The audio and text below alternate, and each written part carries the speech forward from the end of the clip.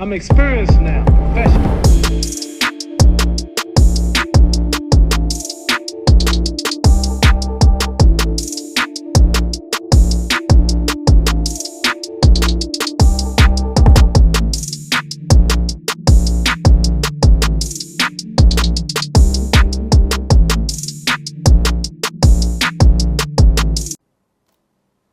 What's going on, y'all? Welcome back to the channel. So I'm actually playing around with my new gift that I got for Christmas. It is a tripod that tracks wherever I go. And I love it so far. So I'm gonna keep playing around with it, see how I can incorporate it into my videos. But today's topic is actually going to be my story. I realized that I never gave y'all a breakdown of how I got into this whole fitness thing. So this may be a few parts. I don't want to make this too lengthy, so I'm gonna break it up. But let's start at my childhood. So growing up, I have two older sisters. One is 5 years older than me. The other is 8 years older than me. So I am the baby of the family. And, after I was born, everything was perfect. That's why they didn't have any more kids. So I'm the favorite, I'm the baby, and I'm the perfect child. That's number one. But no, for real, growing up, I played basketball. So I was typically in athletic shape for the most part, right? I would say up until about 8 or 9 years old, I was pretty skinny. And I don't know if I have any pictures, but if I do, I might post some throughout this video. So, pretty skinny kid, played basketball, athletic, active, all that stuff. Now, when I hit about 10, 11 years old, I started to enter into my husky phase. I don't know if that's even a word or something that's relevant anymore, but back then we had literally a closed section for kids, and it was the husky section, like no lie. So husky meaning like I was a little bit chunky, like my cheeks were fat, my stomach was a little big.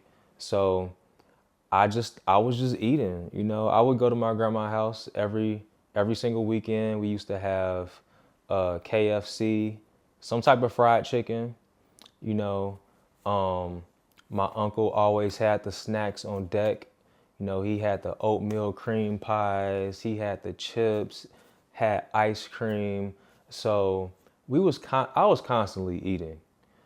Even at the house, you know, I can't remember how many times, but we used to always have snacks in the house. That's just how it was.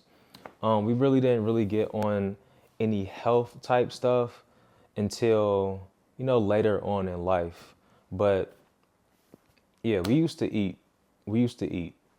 And I'm from Chicago, so we got Harold's chicken, we got Shark's chicken, we got Baba's. Like we have a whole bunch of stuff to where it's harder to stay in shape.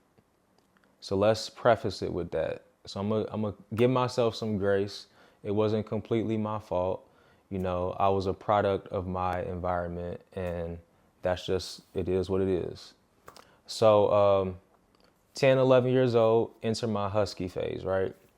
And I remember one particular instance where, my sisters who are imperfect, we had some friends over, and I had a big bag of Cheetos. So they all in my sister's room, they playing the Sega Genesis, and I wanted to hop on and play. They like, nah, you can't play. They always picking on the perfect child, the baby of the family. So they was like, nah, you can't play. And then they wanted some of my Cheetos, and I'm like, nah, you can't have none of my Cheetos. So then one of them said, get your fat butt out of here. And that hurt me deep. That hurt me deep. So I went into my room, and I ate my bag of Cheetos and I cried, and these are types of things that affect kids at a young age, you know. So if you are listening to this and you're watching this and you know there's a kid in your life that you just talk too crazy to, please stop, because they are going to remember these are moments that can define them, can break them, like being dead serious. But I remember that to this day. Another instance, I have a lot of cousins. So my dad, I think he has 15 brothers and sisters. I'm sure he'll correct this if I'm wrong, but lots of nieces and nephews. Well, not a lot of nieces, but a lot of nephews. So over my uncle's house, you know, we would all go over there. And at the time, a lot of us were living in Chicago. So, you know, we would all get together, play video games, play basketball. And one particular instance, I remember my favorite cousin at the time. I just thought he was so cool. He had came into town because he was living in New York. So he came into town and we were playing a video game. And it was a Pokemon game, and you just go around taking pictures of the Pokemon. I thought it was so corny. I thought it was so lame. And I started making fun of it. And in retaliation, he made fun of my weight. And, you know, rightfully so. But that's something that stuck out to me. And it just hurt me to the core, because it's like, dang, like my cousin that I think that's so cool thinks I'm fat. Now, I don't want to make this into like a whole therapy session, but I'm just giving y'all a little background on my mindset and where I come from, right? So the last example that I'll give, and I'm gonna make this video short, and then we'll resume this in another video. But 7th and 8th grade. So 6th grade, my first school went up to 6th grade, kindergarten through 6th. And then I ended up going to a middle school for 7th and 8th grade.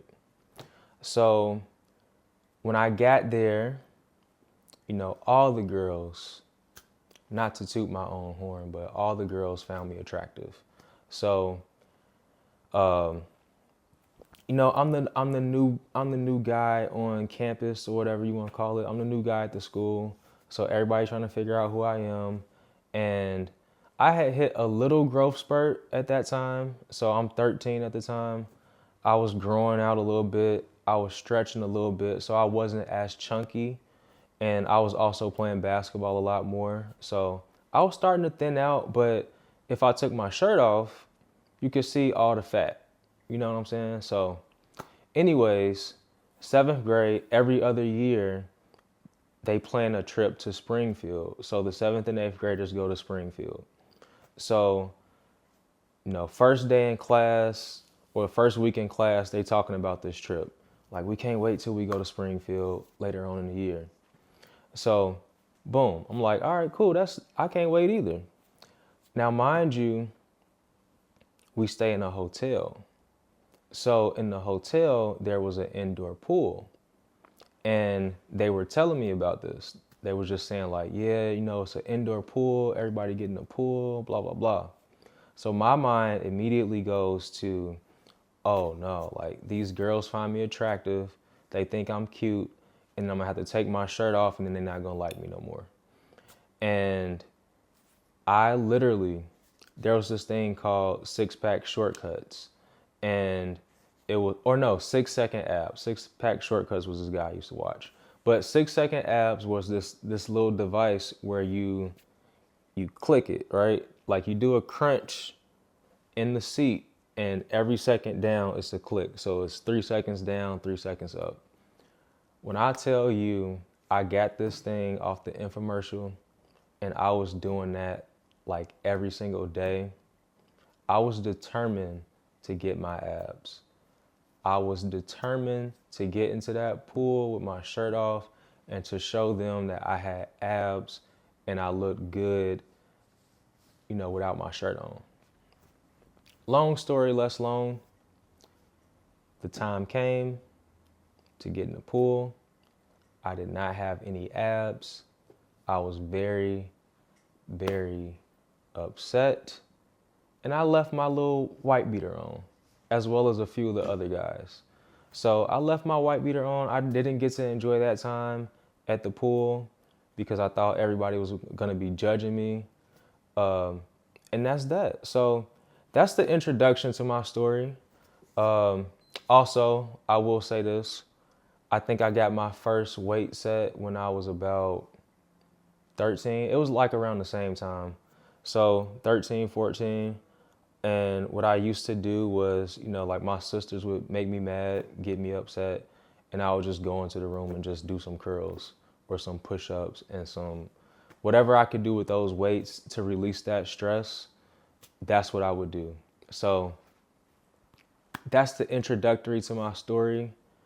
Stay tuned for part 2. I'm sure there's gonna be a part 3, maybe a part 4, I don't know. But yeah, stay tuned. And I might drop another video later on in the week. All right? But thank you for coming. Like, comment, subscribe.